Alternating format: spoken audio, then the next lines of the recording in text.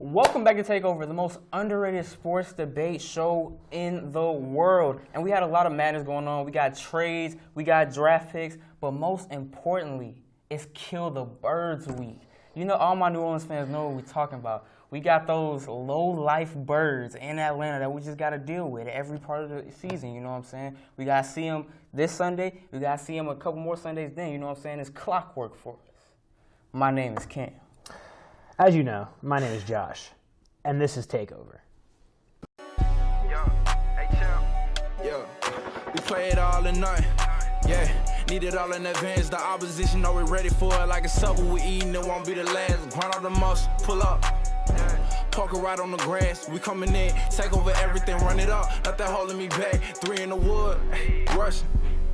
I don't like Dutch, don't even matter, you know I'm a face. And when I roll a paper, I like to go double. Run up a check, flip a W, make it. All right, starting off, last night, recording this on Thursday. Last night, the NBA draft. Cam, in your mind, we both watched it.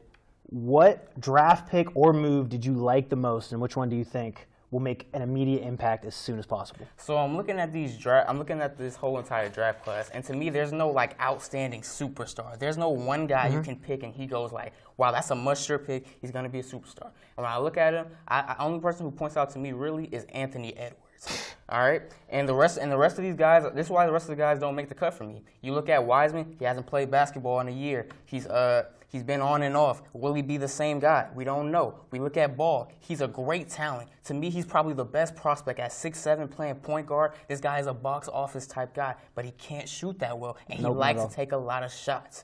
That doesn't correlate together. And you look at a guy like Isaac Okoro. He's extremely great defensively, but his offensive game isn't there. But wait, quick segue.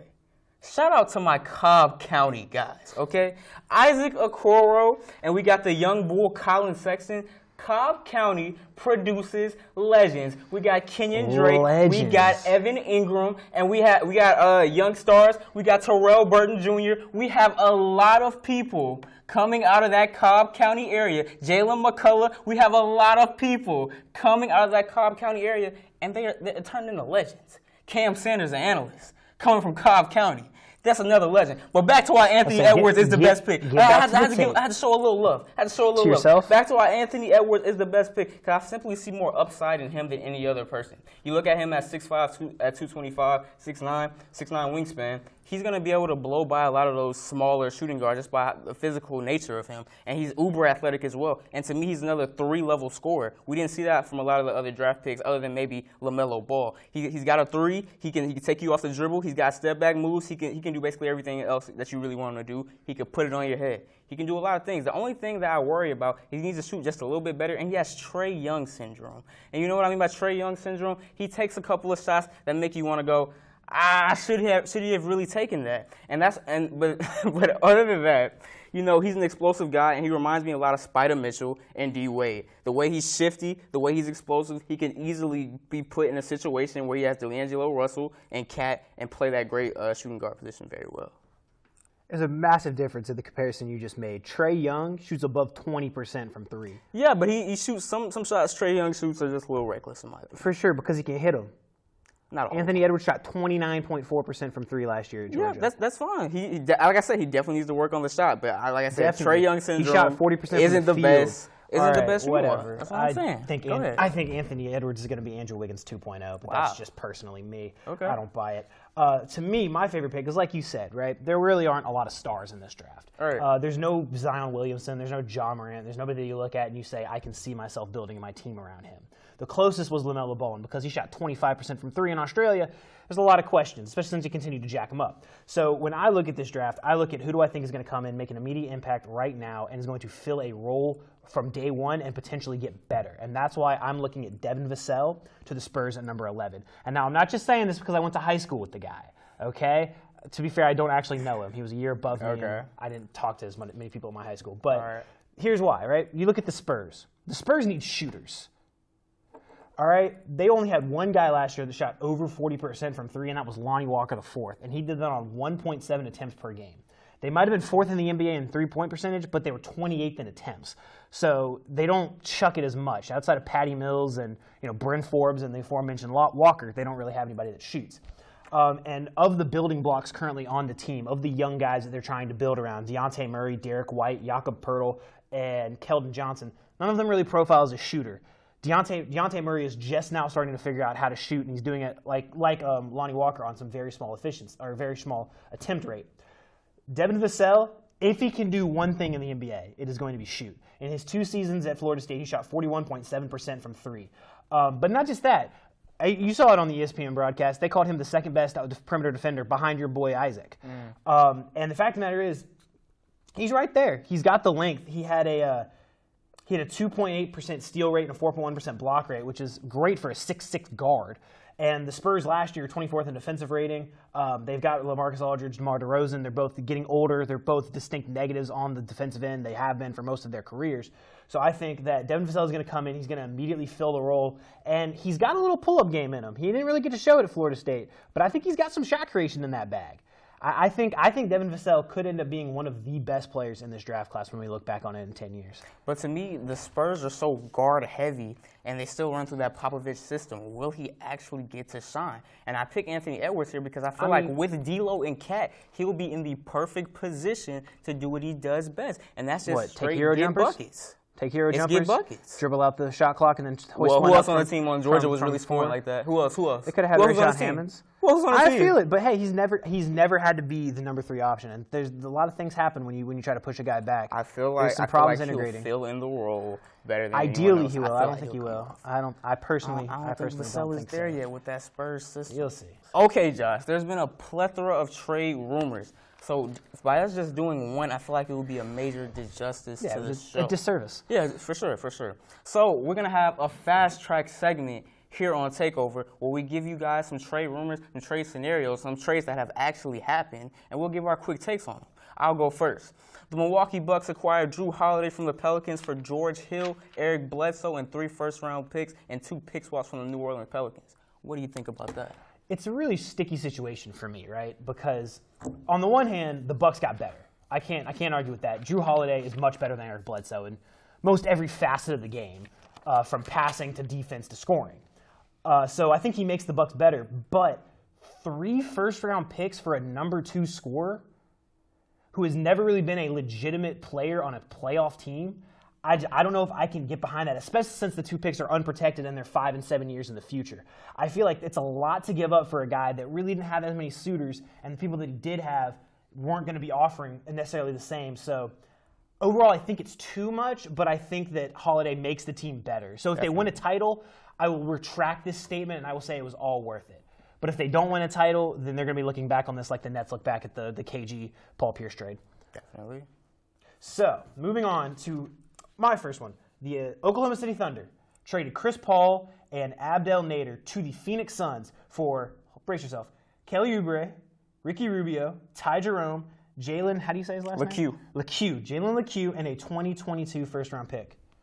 I think OKC and Phoenix kind of both won in this situation because, Phoenix, I feel like they have to get in that win now position or Devin Booker is going to leave. I think he's out. He's too good to be playing in a system like that. So I think Chris Paul definitely makes DeAndre Ayton better, and I think he elevates the play of Devin Booker. But OKC just got some great young studs, and OKC gets scarier and scarier. You look at Shai Gilgeous-Alexander. I mean, he didn't have a breakout season last year, but he continues to get better every single year. I think it's going to be this season that he has his breakout season. You look at Luke Dort. He's coming in as a great two-way. You saw him in that Game 7. Yeah, he struggled from 3, and then he came back with 3s, and he was locking up James Harden. Darius Bazley, another lengthy guard. Al Horford just came in from that pick as well. And, Kelly Oubre just got traded back. So we're getting breaking news on and off for this episode. So I'm not going to talk about Kelly Oubre, who was averaging 18 and 6. And we also have Jalen LeCue. Not a lot of people know about Jalen LeCue, but this guy can jump out of the gym. Like, I've seen him dunk from the free throw line. Sounds like the Thunder archetype. Yeah. Sam Presti has a love affair with slashers. I personally don't like it because we need to shoot some more. But, we have 15 more draft picks to get it right? Mm-hmm. So 17. I look at Jalen LeCue. That's baby Westbrook right there. We will see. He shows me a lot of spurts of Russell Westbrook by the way he plays. I'm looking at LeCue. I'm looking at some of the rest of these young pieces. The Thunder are going to be dangerous in a couple of years. Oh, Lord, Cam. The comparisons. Goodness gracious. Baby Westbrook. My bad. Infant. Okay, this is a huge one. Harden wants out of Houston and is in talk with the Brooklyn Nets. How do you think that works? Does that really work? Well, first of all, I don't think that anything is going to get done anytime soon because Houston is playing their cards as impeccably as they can. They have James Harden locked up for at least 2 to 3 years, right? And James Harden is arguably a top 5 player in the NBA right now, and he's arguably one of the greatest offensive players in NBA history. So you're holding all the cards here. The Nets have to come to you. So you have to wait for them to come to you with multiple picks, multiple prospects. The stuff that they gave up for Drew Holiday is going to look like a peasant's return when it comes to this James Harden trade if it goes down. But the problem is with the Nets, right? They only have their own first-round pick. They've got a few extra second-round picks, but I don't think that necessarily turns the wheels in this case. So Karis LeVert, Jared Allen have to be thrown in because they're the most promising players on the Nets. DeAndre Jordan will have to be thrown in to make the numbers match because the Nets are basically already paying the luxury tax, as are the Rockets. Dinwiddie's probably going to be a part of that. Nicholas Claxton's probably going to be a part of that. Timothy Luwawu-Cabarrot, he had a bit of a breakout last year. He's probably going to get thrown in there. Maybe a few other players, and then you got to throw the picks in, right? And that doesn't even take into account the on-ball fit or the on-court fit. There's only one ball, and you've got 3 of the best isolation scorers of all time, right? Right. Is it worth it? Absolutely, it's worth it. In the NBA, talent wins out over everything. And if you can get 3 of the top 5 greatest offensive players that we've seen in the last 20 years on the exact same team, I don't see why you don't do that. Makes a lot of sense to me. I mean, I don't know. It could get a little dangerous, though. It could get a little Who's dangerous. playing point guard? Who cares? It matters, though. Who cares? Is James Harden going to play off ball? Who cares? He cares. I've got 3 of the greatest scorers of all time. I'll take that any day of the week. I don't know, Josh. I don't think Kyrie's Plus, going to work eventually with it. Kyrie's going to get hurt, so I gotta have. Don't wish injury on him. I don't wish it. Listen. Probability is a very magical thing, and Kyrie Irving has been hurt way too many times. Okay. All right. Your guy, moving on. Your guy, sticking with the up? Rockets, but moving on to Cam. All right. Your guy, Russell Westbrook, is currently embroiled in trade rumors, and the biggest one that's come out recently is that he might get traded to the Washington Wizards for another onerous contract, John Wall. Is that a solid fit to you? I feel like that is the fit that works for Russ the best. You look at Russ at the end of the season last year. In February, was averaging 33.4 points, 7 assists, 6 rebounds, and shooting 54%. That's probably the best I've ever seen Russ shoot. You look at March, 26 points, 5 assists, 10 rebounds, 48%. He was still being in that consistent type range. I think Russell Westbrook was fixing a lot of those issues. He would stop taking a lot of those threes. And when you pair him up with a guy like Bradley Beal, it reminds me of when he was playing with Paul George. Paul George at a point was playing at an MVP level, and I think a lot of that was because of Russell Westbrook. And I think Bradley Beal has a lot of Paul George-ish traits. So I feel like those two together could make a deadly duo in the Eastern Conference. And so I don't think there's a lot of competition against those guys, superstar-wise, to be perfectly honest. Bradley doesn't play defense the way that Paul George does. But, hey, it seems like a perfect scenario for Russell Westbrook. So he can get the 5th seed in the Eastern Conference and then lose in the first round. That's what he does best nowadays. Hey, at least he ain't stuck in Atlanta, right? But listen. Oh, you gonna Wait. go ahead? Okay. Hawks are making that. I'm gonna say it right here, right now, because I might not get a chance to say it. Okay. Next season, Hawks are gonna be a top 4 seed in the East. I mean, it's the Eastern Conference. Still top 4 seed. You just made a joke about him. It's okay. Top 4 is top 4 is top 4. It's fine. Oh, and before you do the outro, Yeah. all right, your friends Koa and Malik. Yeah. Please, I get my number from Cam. I really need to have a talk with you about why you think I am. I can't say the word, dumb for the Russell Westbrook take. Please let me know because I really want to have that discussion with you. Speaking of that thing right there, Josh, we have a new thing we're doing where the fans can do their takes. Go ahead and explain that to the fans. Okay, that's right. So here's the thing, right? You guys, most of you guys know me. Most of you guys know Cam. We still have our Instagrams and our socials at the end of the end of the show.